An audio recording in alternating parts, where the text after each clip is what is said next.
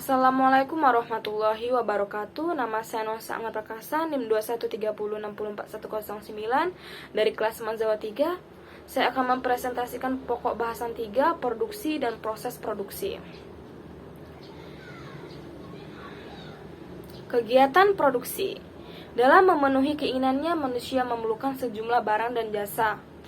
Barang dan jasa tersebut atau barang-barang ekonomi tidak tersedia begitu saja, melainkan harus dibuat dengan pengorbanan tertentu yang dapat dinilai dengan uang. Para produsen harus menggunakan bahan baku dan setengah jadi dari perusahaan lain untuk diolah menjadi barang yang jadi yang siap dipakai oleh konsumen akhir. Pengertian produksi adalah segala kegiatan untuk menciptakan atau menambah guna atas sesuatu benda, atau segala kegiatan yang ditunjukkan untuk memuaskan orang lain melewati pertukaran. Dengan demikian, produksi dapat diartikan sebagai kegiatan menghasilkan barang dan jasa yang ditunjukkan untuk memuaskan kebutuhan orang lain melalui pertukaran atau perdagangan. Proses produksi, sistem persaingan sempurna, perfect competition. Keputusan barang apa yang diproduksi, berapa banyak yang diproduksi, bagaimana cara memproduksi, berapa banyak faktor diproduksi terletak pada perusahaan. Yang menjadi pedoman adalah harga yang terbentuk akibat interaksi permintaan dan penawaran. Harga pasar ini merupakan keinginan konsumen dan produsen.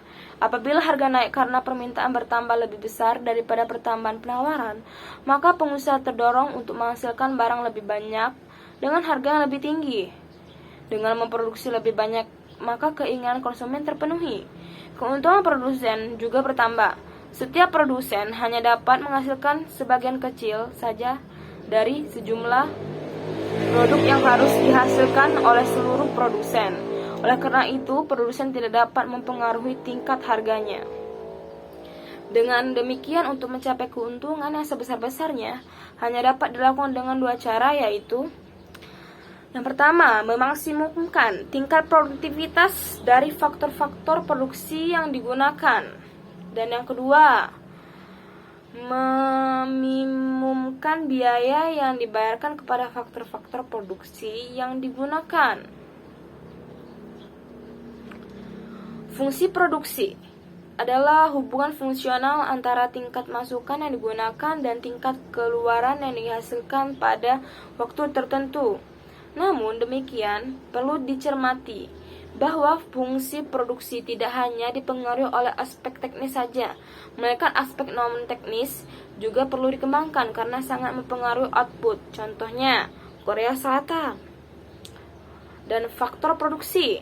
Untuk menghasilkan barang dan jasa, diperlukan barang-barang lain dalam bentuk yang lain yang dapat di sekitar manusia. Misal sinar matahari, udara, air, tanah, dengan semua mineral di dalamnya dan manusia sendiri. Hal ini dinamakan faktor produksi.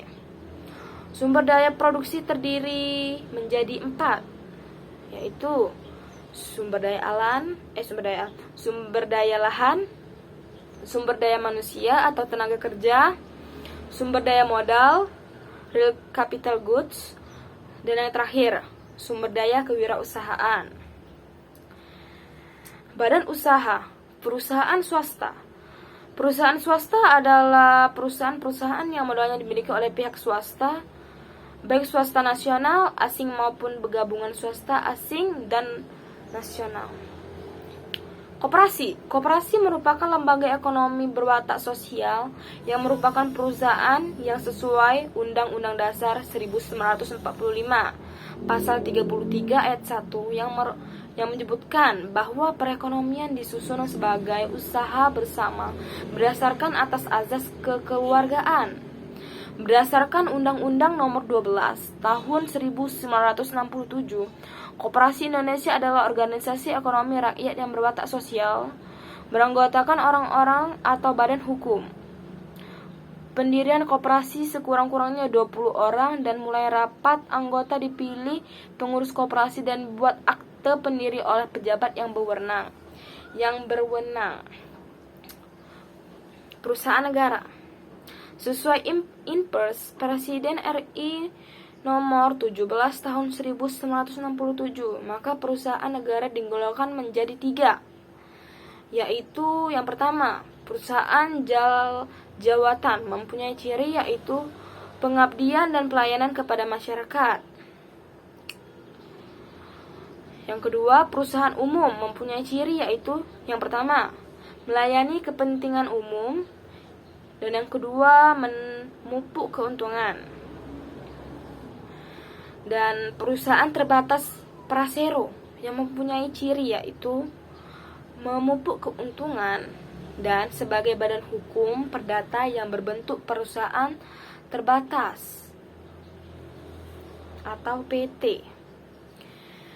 Dan perusahaan daerah. Perusahaan daerah adalah perusahaan yang sahamnya dimiliki Pemda. Perusahaan daerah bertujuan mencari keuntungan yang nantinya dapat dipakai untuk pembangunan daerah. Kekayaan perusahaan dipisahkan dari kekayaan negara untuk menghindari praktek usaha yang tidak efisien. Itulah tadi materi-materi yang saya sampaikan, dan